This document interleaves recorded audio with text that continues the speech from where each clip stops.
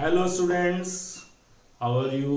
Hopefully आप सब लोग बढ़िया होंगे, स्वस्थ होंगे और पढ़ाई कर रहे होंगे। लास्ट वीडियो में हमने पढ़ा था डी ब्रॉगली वेवलेंथ के बारे में हमने फॉर्मूले पढ़े थे, उसकी थोड़ी थ्योरी पढ़ी थी। होपफुली आपने अब तक अपने नोट्स कंप्लीट कर लिए होंगे और रिवाइज भी कर लिया होगा, क्योंकि वो जो नोट्स आपने पढ़े हैं उन्हीं का आज एप्लीकेशन है। और थोड़ी सी चीज़ें और बची थी डी ब्रॉगली की, वो आज हम कंप्लीट करेंगे।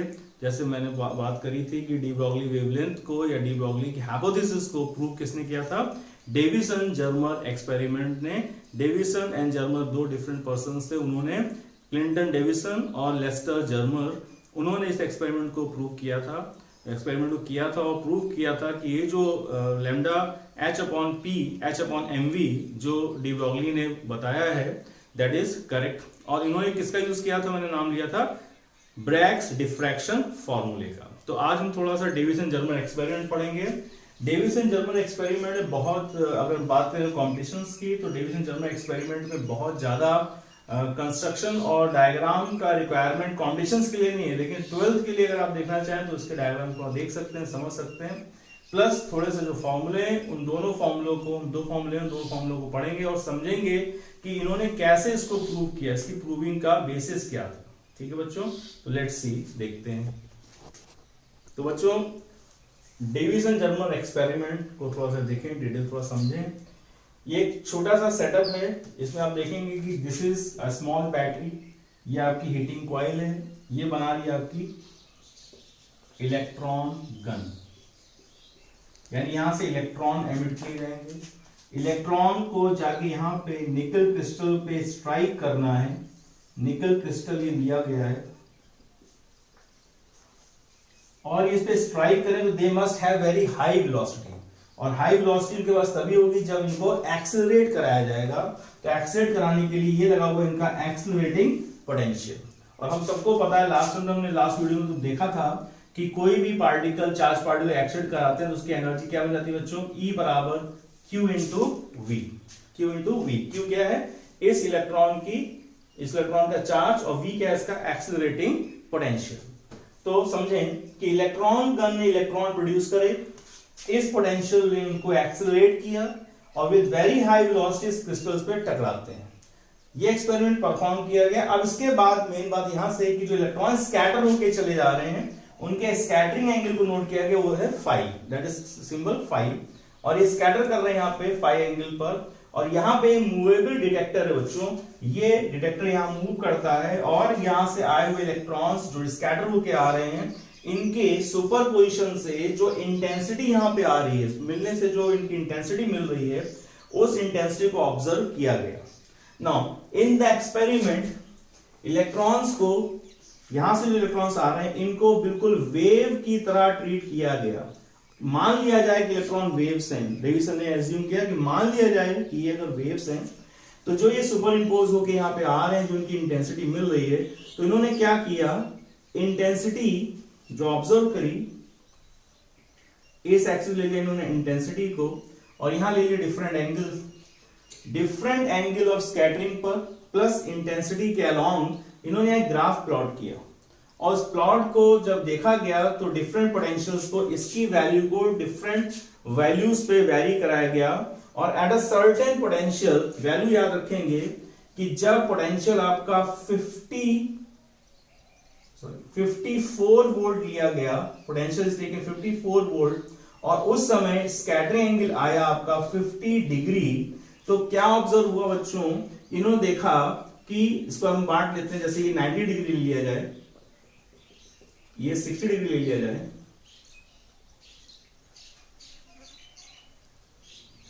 30 डिग्री ले लिया जाए, ये 0 डिग्री, ये मूविंग लाइक दिस, 90, 60, 30।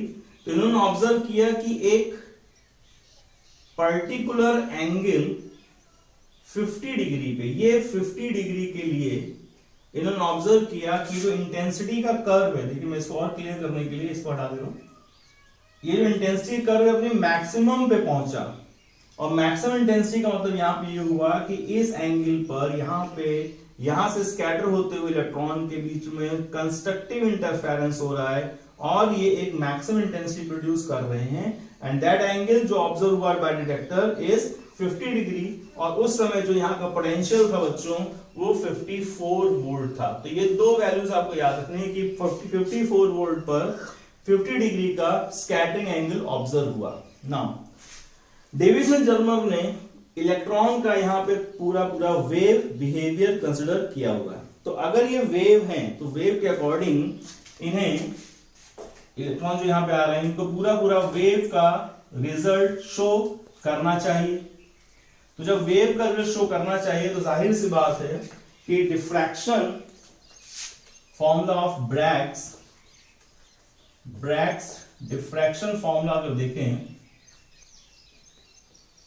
दैट जो कहता है कि d sin phi is equal to n lambda, जो कहता है d sin phi बराबर n लैम्डा, इस फॉर्मूले को अगर देखें Bragg's formula is d sin phi is equal to n lambda. तो यहां पे डेविस एंड जर्मर ने इलेक्ट्रॉन्स को पूरा पूरा पार्टिकल ना एज्यूम करके वेव एज्यूम किया। वेव एज्यूम करने पे इन्होंने इंटेंसिटी देखी कि मैक्सिमम इसे कहते हैं, जो लूप का जो एकदम से शूट अप हो रहा है बम्प इसे कहते हैं। ये जो बम्प आ रहा है ये 50 डिग्री एंगल का स्कैटरिंग हो रहा है और 54 वोल्ट पर ये ऐसा पाया गया। तो यहाँ बच्चों देखेंगे कि प्रूविंग का मतलब क्या, प्रूविंग मतलब कि अगर ऐसा है तो ऐसा होना ही चाहिए। ठीक है, इस चीज को अगर ऑब्जर्व करें तो ये this is the formula for a wave, ये वेव का फॉर्मूला है, पार्टिकल्स कोई मतलब नहीं है। तो अगर इलेक्ट्रॉन इस वेव के फॉर्मूले पे कोई वेवलेंथ देता है इस फॉर्मूले से जो वेव का है, और वो फॉर्मूला जो पार्टिकल के लिए डी ब्रॉगली ने बताया, दोनों अगर मैच कर जाते हैं तो डेविस एंड जर्मर से हम डी ब्रॉगली की हाइपोथेसिस को प्रूव होता हुआ मानेंगे। तो और समझो, यहां पे जो निकल क्रिस्टल के मॉलिक्यूल्स के बीच का जो डिस्टेंस है उसकी कैलकुलेशन करी गई, दैट इज 2.215 एंगस्ट्रॉम। फाई हमारे पास मालूम है 50 डिग्री है, मैक्सिमम अगर हो रहा है तो n की वैल्यू 1 होती है फ्रॉम द ब्रैग्स फॉर्मूला, और वेवलेंथ हमें निकालनी है। जब यहां वैल्यू पुट करेंगे सारी d की जगह 0.215 550 डिग्री एंड 1 लैम्डा सॉल्व किया गया तो लैम्डा की वैल्यू आ गई बच्चों 1.67 एंगस्ट्रॉम। ये वैल्यू मिली by using Bragg's formula for a wave, correct? Now, अगर ये wave है तो it must follow de Broglie's hypothesis, क्योंकि डी ब्रॉगली ने बोला कि for any particle behaving as a wave उसकी wavelength का formula in terms of accelerating potential, hopefully आपको याद होगा, that formula was h upon, अगर पूरा फॉर्मूला एक बार रिवाइज में लिख दें, h upon p, जिसको हमने लिखा था h upon under root 2 me। बच्चों याद रखना, this is E, energy of the particle, energy of the particle। पिछले वीडियो में बाय मिस्टेक मैंने यहाँ पे लिख दिया था energy of a charge particle, that is not necessary कि चार्ज पार्टिकल हो, तो my apology, that is energy of a particle. और अगर वो पार्टिकल चार्ज्ड है, अगर वो पार्टिकल चार्ज्ड है तो E की जगह हम क्या लिखते हैं बच्चों, Q इंटू V। तो उसकी वजह से यहाँ पे E का जो एक्सप्रेशन है वो क्या बन जाता है कि lambda is equal to H upon under root 2m Q into V। अब ये डी ब्रॉगली के अकॉर्डिंग वेवलेंथ ये होती किसी पार्टिकल की जब उसे V पोटेंशियल पे एक्सीलरेट कराया जाता है। इधर डेविस एंड जर्मर ने पूरा पूरा वेव का फॉर्मूला यूज किया, गिवन डाटा यूज किया और वेवलेंथ आ गई 1.67 एंगस्ट्रॉम। डी ब्रॉगली ने बोला ये होना चाहिए, तो हमें मालूम है कि ये 50 डिग्री एंगल कितने पोटेंशियल पे आया था बच्चों, 54 वोल्ट पे। 50 डिग्री किस पे आया था, 54 वोल्ट पे। 50 डिग्री को यूज करके हमें मिला ये रिजल्ट। तो उसी पोटेंशियल यानी 54 के करस्पॉन्डिंग जो एंगल 50 है, तो यहाँ 54 पुट करने पर रिजल्ट क्या आना चाहिए, इसके साथ मैचिंग होना चाहिए। तो जब इसको चेक करा गया, इसमें वैल्यू पुट करी जाए, यहां पुट करके देखते हैं कि जब इसे वैल्यू पुट करी जाए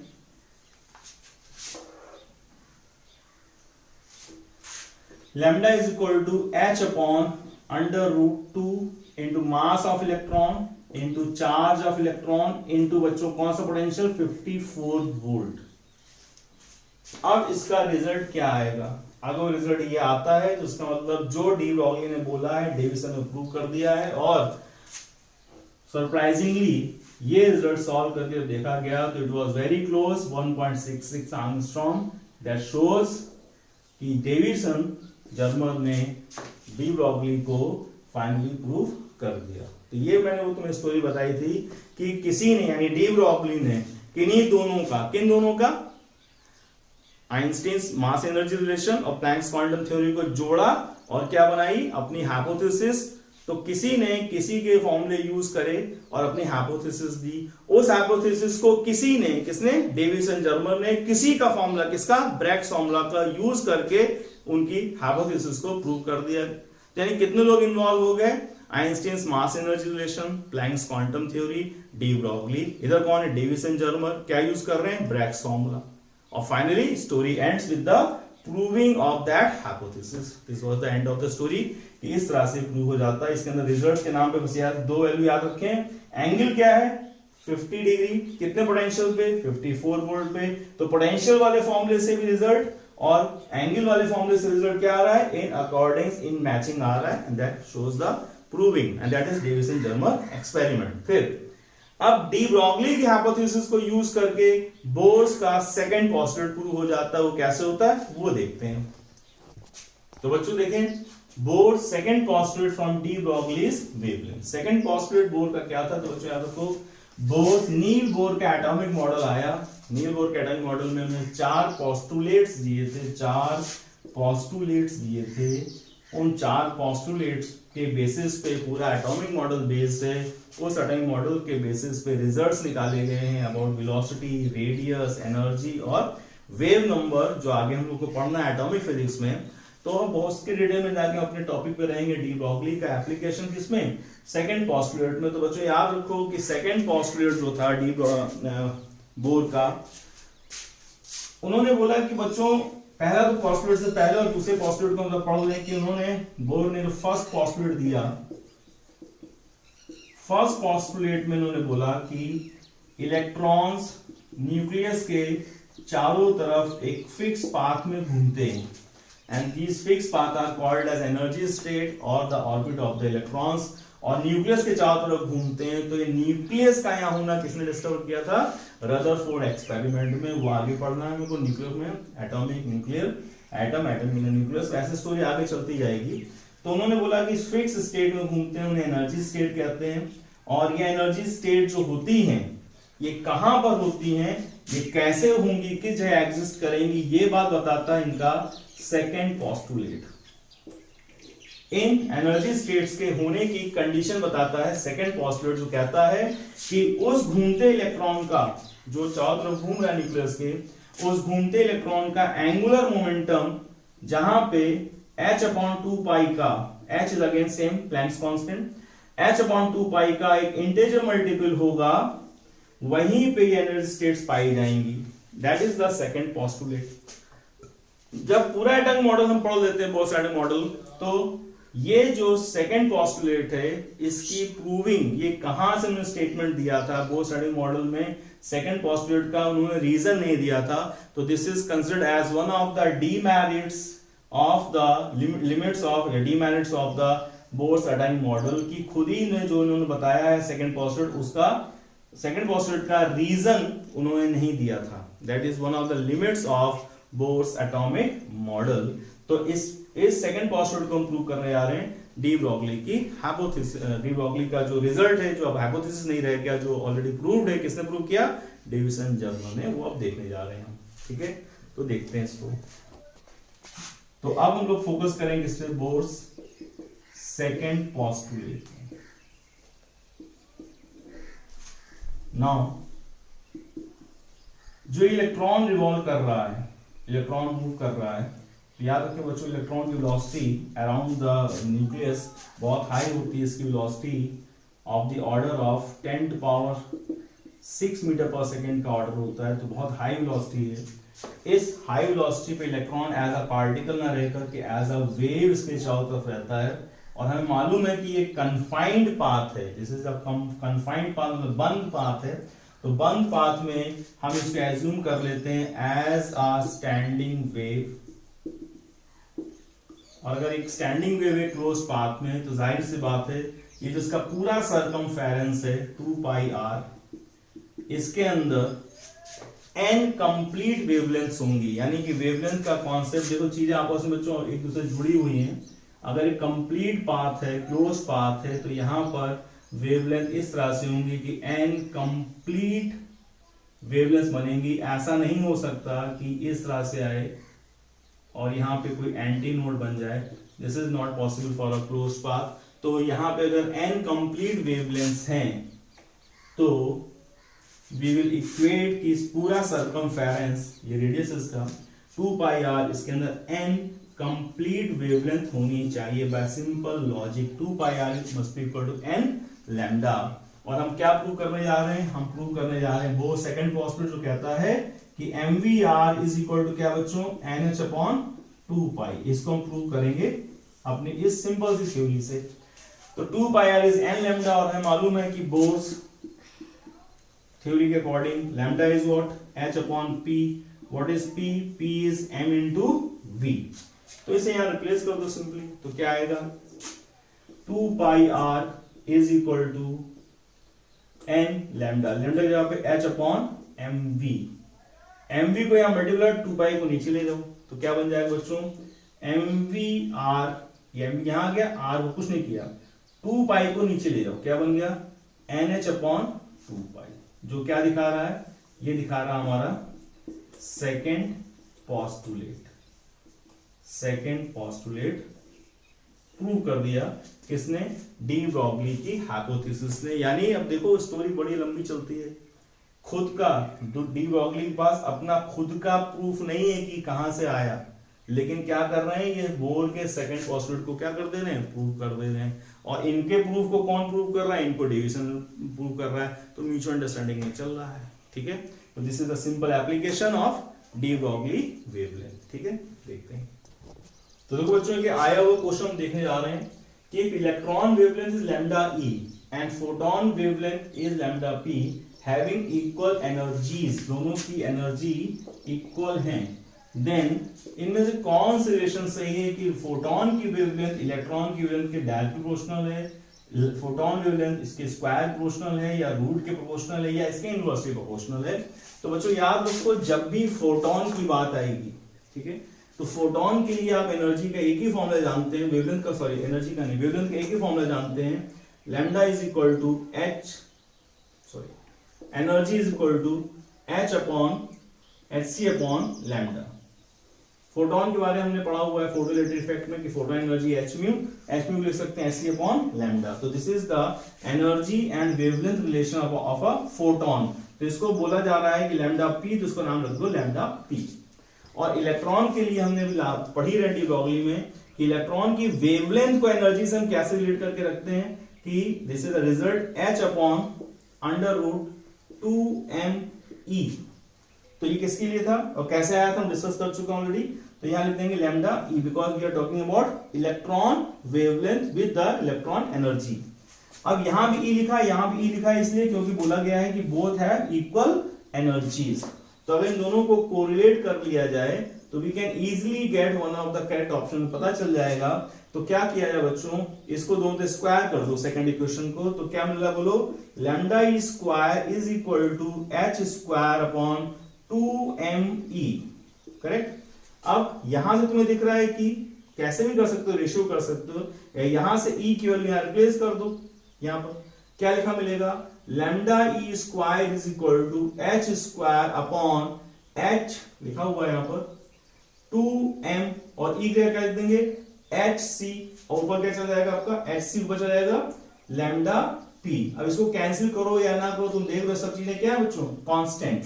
तो क्या दिखाई पड़ रहा है कि lambda p is directly proportional to lambda e का होल स्क्वायर। तो कौन से रिलेशन से दिख रही है हमें? हमें दिख रहा है second option is correct. Now moving to the next example, let's see. बच्चों अब देखिए कि अगला एग्जांपल कह रहा है कि find de Broglie wavelength of a proton and alpha particle when accelerated by same potential. इनमें हमें दोनों की वेवलेंथ का रेशियो बताना एक बहुत ही सिंपल क्वेश्चन है। इसमें मैं तुम्हें दो बातें बताना चाहूंगा। पहले तो समझो कि फॉर्मूला हमारे पास क्या है in terms of accelerating potential. Formula ये हमारे फिंगर टिप्स पे होना चाहिए, h upon under root 2 me होता था, और जहां पे e था हमारे देते थे हम q इंटू v। वैसे तो क्वेश्चन कभी दिया रहता है कभी कभी नहीं दिया रहता है, तो हमें याद रखना पड़ेगा कि charge of alpha particle is 2 times of charge of a proton, mass of alpha particle is 4 times mass of proton. ये हमें याद रखना है, बहुत सिंपल सा डाटा है, ये 12th में पढ़ते रहते नहीं है याद, तो याद करके रखें। और क्वेश्चन में बोला है कि पोटेंशियल दोनों का क्या है, सेम है। बाकी सब चीजें देखें, h2 और पोटेंशियल कांस्टेंट है, तो we will simply can say that lambda is inversely proportional to under root m into q।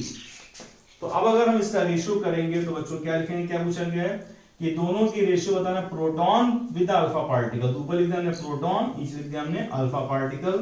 तो प्रोटॉन का मास नीचे, चार्ज नीचे, अल्फा का चार्ज मास चार्ज ऊपर, और दोनों किसमें बच्चों, अंडर रूट में है। ठीक है, तो अल्फा का जो मास आप लिखेंगे वो क्या होगा, 4 times of mass of proton. Alpha का जो चार्ज लिखेंगे 2 times of charge of proton, और प्रोटॉन का मास, चार्ज जाहिर सी बात है क्या लिखेंगे, प्रोटॉन का क्यूपी लिख देंगे, एमपी लिख देंगे, मास चार्ज क्यूपी लिख देंगे। तो सिंपली क्या दिख रहा है, ये कैंसिल हो गए, क्या दिख रहा है, अंडर रूट 8, जिसको लिख सकते हैं 2 रूट 2। ये हमारा आंसर आ गया। ठीक है, सिंपल एग्जांपल। और अगर सिर्फ एक वेवलेंथ पूछी जाती है, यानी वैल्यू पूछी जाती है बच्चों, तो तुमको मैंने लास्ट वीडियो में बताया हुआ है कि उस केस में से पूछा जाता है, क्या दिया गया, प्रोटॉन। तो प्रोटॉन की वेवलेंथ से वैल्यू पूछी जाती है, तो अपने पास एक नंबर है, कौन सा था, 0.286 अपॉन अंडर रूट v। इसको हम तब यूज करें जब हमसे इसकी वेवलेंथ पूछी है, किसमें आएगा, आंगस्ट्रॉम में। या सिर्फ अल्फा के बारे में पूछा जाता, तो याद है अल्फा के लिए हमने वेवलेंथ पढ़ी, अल्फा मतलब एक अल्फा मतलब अकेला, अकेला मतलब 0.101 upon under root v angstrom. Correct. अब तुम सोचोगे सर इसी से हम रेशियो निकाल लेते, सब ना करना पड़ता तो भी कर सकते थे, लेकिन उसमें रिजल्ट हमारा मतलब ऑप्शन देख के तुम्हें देखना पड़ेगा। उस केस में तुम्हारा रिजल्ट ये बन जाता है 286 अपॉन 101, बिकॉज पोटेंशियल क्या दिया हुआ, सेम। सॉल्व करते तो रिजल्ट 2.83 आता, और इसको भी सॉल्व करो रिजल्ट 2.83 आता। तो बात कहने की ये है कि ये रिजल्ट इस फॉर्म में लाएं तो इस फॉर्म में नहीं आएगा, बाकी बातें सब चीजें क्या है, सेम है। तो बस एक रिवीजन के लिए दो फॉर्मूले मैंने बता दिए। इसे कब हम प्रेफर कब करते हैं, जब हमसे सिर्फ इसकी वेवलेंथ पूछी जाए और पोटेंशियल दिया हो, या पोटेंशियल दिया हो, फटाक से निकाल सकते हैं। Correct. Now see the next example. Now next example is बच्चों देखें, if a proton and an alpha particle enter perpendicular to a magnetic field region such that they move in a circular path of equal radii, find the ratio of their de Broglie wavelength। तो बच्चों ये example का देखने लायक ये है कि इसमें question ने मैग्नेटिक फील्ड को भी इन्वॉल्व कर दिया, सर्कुलर पाथ रेडियस जैसे इन्वॉल्व कर दिया। और जैसा तुम जानते हो एग्जाम में जब आप होते हैं तो ऑल ऑफ अ सडन कोई चीज बाहर से या किसी और टॉपिक से कोरिलेट होती है, तो ऑल ऑफ अ सडन हम उसको स्ट्राइक नहीं कर पाते, तो कहते हैं क्या कह रहा है, छोड़ के आगे बढ़ जाते हैं। इसीलिए हम कुछ ऐसे एग्जाम्पल्स कर रहे हैं जिनमें हम अदर कॉन्सेप्ट को भी इन्वॉल्व करके अपने पढ़े हुए कॉन्सेप्ट के साथ मैच कराते हुए चलते जाएंगे। ठीक है, तो इस क्वेश्चन को देखते हैं कि प्रोटॉन और अल्फा पार्टिकल, पहले किसका नाम लिया, प्रोटॉन का, तो यानी हम पहले लिखेंगे lambda of proton upon lambda of alpha particle. ठीक, तो देखते हैं क्या हुआ। तो अब जब थोड़ा सा मैग्नेटिज्म का हमें मालूम है फॉर्मूला या नहीं मालूम तो देख लेते हैं। As in a magnetic field,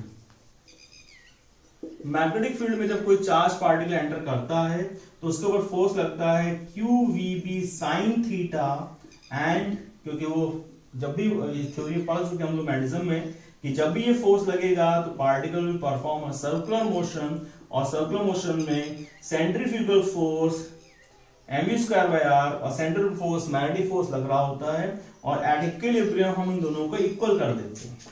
question ने बोला कि they enter perpendicular to the field, तो sin 90 हो जाएगा हमारा 1, तो हमें मिलेगा result QVB that is sin 91 is equal to mv²/r। Now ये v कैंसिल हो गया, तो रेडियस हमारा बन गया mv/qb। करेक्ट, ठीक है।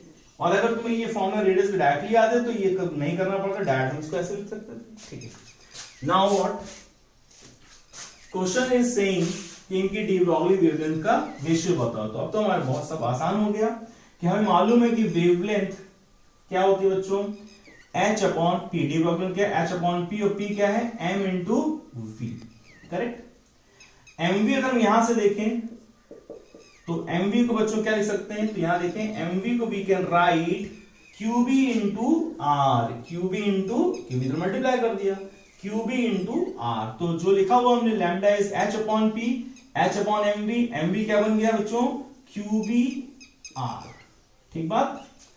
अब क्वेश्चन ने क्या बोला, क्वेश्चन बोला कि find the ratio of the wavelength. तो हमने ऊपर लिखा प्रोटॉन, नीचे लिखा हमने अल्फा पार्टिकल, और हमें मालूम है कि H is same, magnetic field is same, और क्या बोला गया, इक्वल रेडियाई। क्वेश्चन ने बोला है, आप उसको पढ़ेंगे तो मैंने भी लिखा था, क्वेश्चन में दिया हुआ है रेडियस इज इक्वल। तो अल्टीमेटली ये सारी चीजें, तीन चीजें सेम हो गई, तो wavelength is simply inversely proportional to their charge, inversely to their charge. तो अगर ये प्रोटॉन लिखा है तो इसका चार्ज यहां पे आ गया, charge of proton. Alpha particle लिखा है तो इसका इनवर्स हो गया, अल्फा पार्टिकल का चार्ज यहां पर हो गया। और इसे जस्ट पहले वाले क्वेश्चन में बच्चों क्या देखा था कि अल्फा पार्टिकल का charge 2 times of charge of a proton होता है। तो सिंपली आप यहां रिप्लेस कर देंगे, that is 2qp upon qp, cancel हो गया, लैम्डा p, ये रिजल्ट यहां लिख रहा हूं मैं, lambda p upon lambda alpha का रेशियो आ गया बच्चों 2:1, ये आ गया हमारा आंसर। सो मैग्नेटिज्म के साथ कोरिलेट कर भी देता है, तो हमें मालूम वहां से हम एमवी कैसे ले सकते हैं और एमवी के साथ कैसे कोरिलेट कर सकते हैं। This is another one of the good examples जो आपको याद रखना चाहिए, ठीक है। Now see the next example. बच्चों देखिए next example, find the ratio of D Broglie wavelength of hydrogen and helium gas molecules at a temperature of 27 degree Celsius and 127 degree Celsius respectively. Another twist in the story कि आप पढ़ते आ रहे D Broglie wavelength, कहीं magnetism तो कहीं कहां पहुंच गए, काइनेटिक थ्योरी ऑफ गैसेस में। He is talking about the gas molecules और उनके टेंपरेचर दिए गए और क्या कोरिलेट किया डी ब्रॉगली वेवलेंथ। तो फिर ये वन ऑफ द क्वेश्चंस हैं जहां पे आपको एकदम से सब कुछ स्ट्राइक करना पड़ेगा और फिर हमें मुश्किल आएगी। लेकिन लास्ट वीडियो में जो मैंने फॉर्मूले आपको बताए हैं, अगर वो आपको याद है तो ये कोई बहुत बड़ा क्वेश्चन नहीं है, ये आया और समझिए गया। कैसे आया और गया तो देखें, याद करो फॉर्मूला क्या बताया था कि फॉर अ गैस मॉलिक्यूल हमने एनर्जी के साथ कोरिलेट किया था और वेवलेंथ का फॉर्मूला हमारे बन गया था h अपॉन √3mkt, ठीक है। देखेंगे आप पिछली वीडियो में मिलेगा आपको, जहां पे k is Boltzmann constant, mass is the gas molecule का मास और t मालूम है टेंपरेचर, वो भी किसमें, केल्विन में। तो यहां देखो ये दो गैसेस हैं, दोनों गैसेस का मास, मॉलिक्यूलर मास है मालूम है, हाइड्रोजन हीलियम का टेंपरेचर दिया हुआ है k 3h सब कांस्टेंट है। तो वेवलेंथ बच्चों हमारे पास आ गए inversely proportional to √m into t, correct. तो पहले क्या बोला गया, हाइड्रोजन या हीलियम, तो पहले बोला गया हाइड्रोजन, तो हमने लिख दिया हाइड्रोजन अपॉन या लिख दिया हमने हीलियम। तो क्या दिख रहा है कि हाइड्रोजन का मास और टेम्परेचर यहां पर है, हीलियम का ऊपर, क्योंकि इनवर्सली है तो यहां अंडर लगा के क्या लिख देंगे, mass of hydrogen, temperature of hydrogen, और यहां पे mass of helium, temperature of helium, correct. Now it says lambda of hydrogen और लैम्डा ऑफ हीलियम। तो हमें मालूम है कि mass of helium is 4 gram, temperature is given, temperature दिया गया हमको यहाँ पे कितना दिया गया था उसको, ठीक है, वो टेम्परेचर तो मिक्स हो रहा था। तो हीलियम का दिया गया 127 डिग्री सेल्सियस, तो 127 बच्चों प्लस 273, बिकॉज हम क्या करेंगे इसको केल्विन में कन्वर्ट करेंगे। हाइड्रोजन का मास है मालूम 2 ग्राम और इसका टेम्परेचर दिया गया 27 डिग्री, तो अगेन 27 प्लस 273 डिग्री सेल्सियस को जोड़ दें तो हमारा रिजल्ट जो आ रहा है बच्चों वो क्या दिखाई पड़ रहा है, वो ये दिखाई पड़ रहा है कि lambda of hydrogen upon lambda of helium is equal to, ये हो गया हमारे पास 2 2 4, तो 2 इंटू यहाँ क्या लिखा बच्चों, इसको जोड़ देंगे तो क्या जाएगा 400, इसको जोड़ देंगे क्या जाएगा बच्चों 300, तो ये आपका कैंसिल हो गया। तो रिजल्ट इज व्हाट 8:4 2 8, 8:3, ये हमारा आंसर आ गया, ठीक है। तो अब इसमें आप देख रहे हैं कि हमने कुछ हाईलाइटेड क्वेश्चंस कर लिए हैं। इसके बाद हमारा बहुत इंपॉर्टेंट टॉपिक स्टार्ट होता है एटॉमिक फिजिक्स और फिर न्यूक्लियर फिजिक्स। तो नेक्स्ट वीडियो में हम वाटर फिजिक्स का नेक्स्ट टॉपिक पे आएंगे। तब तक के लिए this is KD Singh signing off and wish you कि आप इसको पढ़ेंगे पूरा, आए हुए क्वेश्चंस को लगाएंगे। Thank you.